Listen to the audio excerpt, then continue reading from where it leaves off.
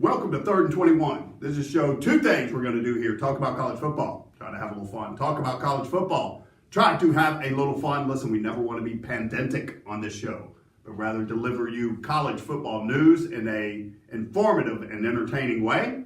The KPI Top 12 is out. We'll talk about that. Teams are dropping out, moving in. Before we go there, let's go around the country, talk about some teams not in the KPI Top 12. Segment we like to call thumbs up, thumbs down. Thumbs up! Thumbs up Saturday in general, from the noon games to 3:30 to the night games. Entertaining stuff all weekend. Are you not entertained? Are you not entertained? Thumbs down. Thumbs down, Michigan State. Where are you? 19 returning starters. Mark D'Antonio is your coach. Schedule set up pretty decently for you.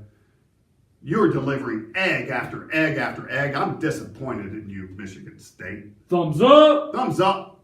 Florida, Texas, both programs look like they turned a little bit of a corner in their maturation progress. They got big wins over rivals on a big stage. Thumbs up to both you guys. Thumbs up! Hey, Washington State. No, they have not beat anybody good.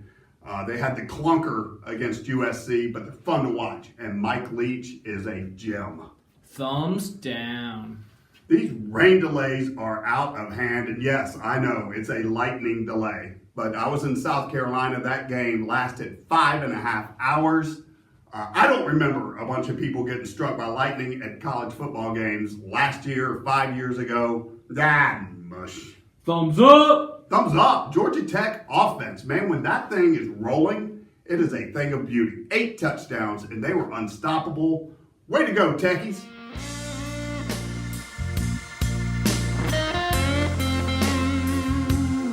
Welcome to 3rd and 21, a show where we talk about college football and try to have a little fun. Where we talk about college football and try to have a little fun. Now back to you, Kemper. Welcome back, and thank you, Jenny, for the voiceover. Hey, let's go ahead and jump into the KPI 7 through 12.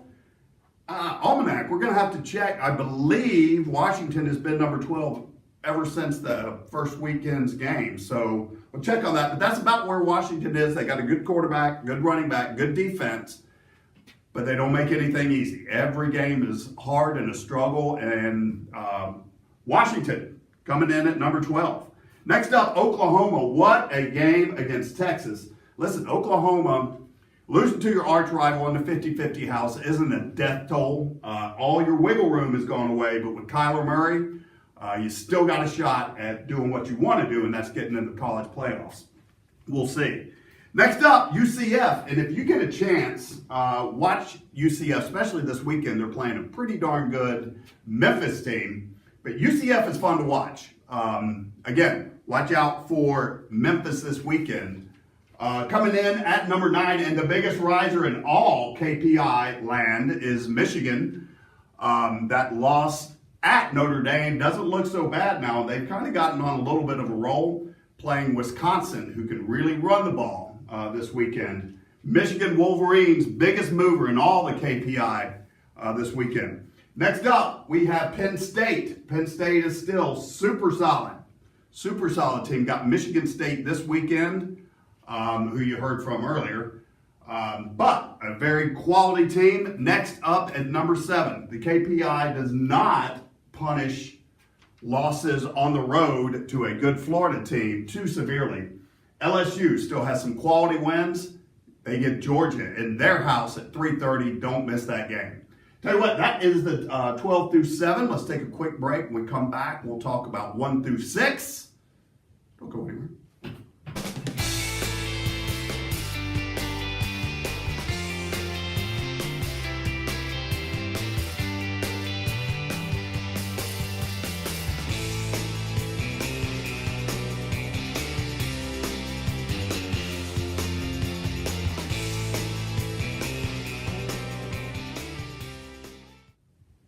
All right, welcome back.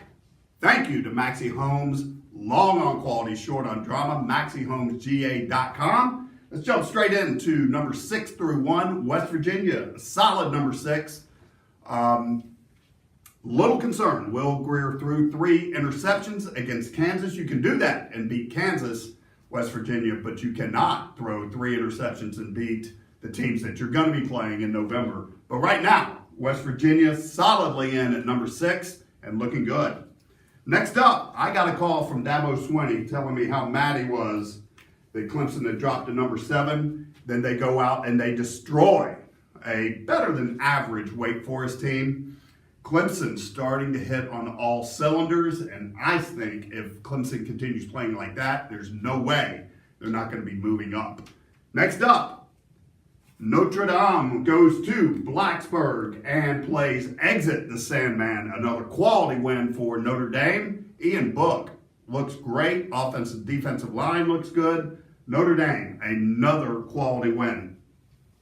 Coming in at number 3, we were talking before about Georgia and how Georgia, when you look at the scores, Georgia is dominating games.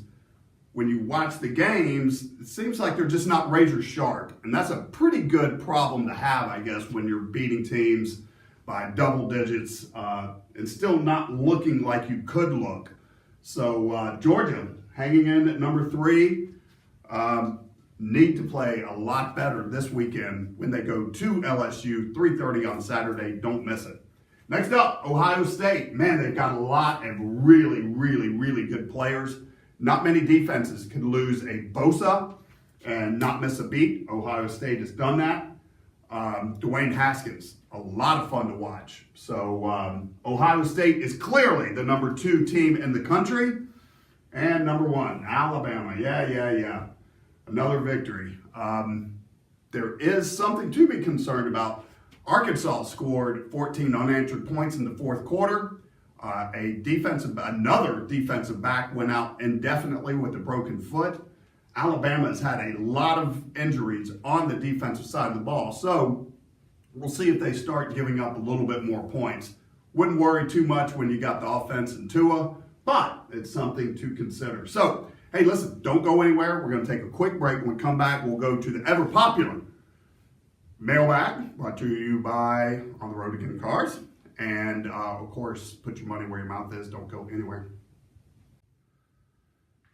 All right, welcome back, and thank you for watching. Listen, time is our most valuable commodity. We thank you for spending some of your time with us. And we'll make it up to you in a segment we like to call Put Your Money Where Your Mouth Is. It's where I pick games against the spread. We keep track all season long. How did we do last week? 2-2 for 50%, which brings us to a total of 10-11 for 48%. Hanging right along in the 50% range, but that's changing this weekend with the 4-0 weekend, and it starts with this: Georgia Tech versus Duke. I talked about how beautiful the Georgia Tech offense is when it's rolling.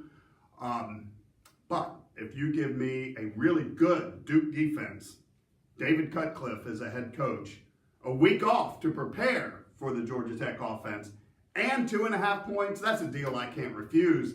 Give me Duke plus 2.5 against Tech. Next, we've got Michigan versus Wisconsin in Ann Arbor. Wisconsin is a team that can run the ball. They've got a good quarterback, a good receiver. But their defense is Swiss cheese, particularly in the secondary. I think Patterson makes them pay.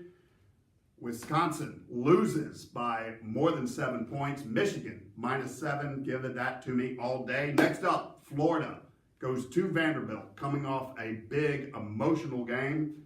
Dan Mullen, it is your job to get the Gators up for this game. If you do, Florida should cover by more than 7.5 points. Florida, -7.5. Yes, please.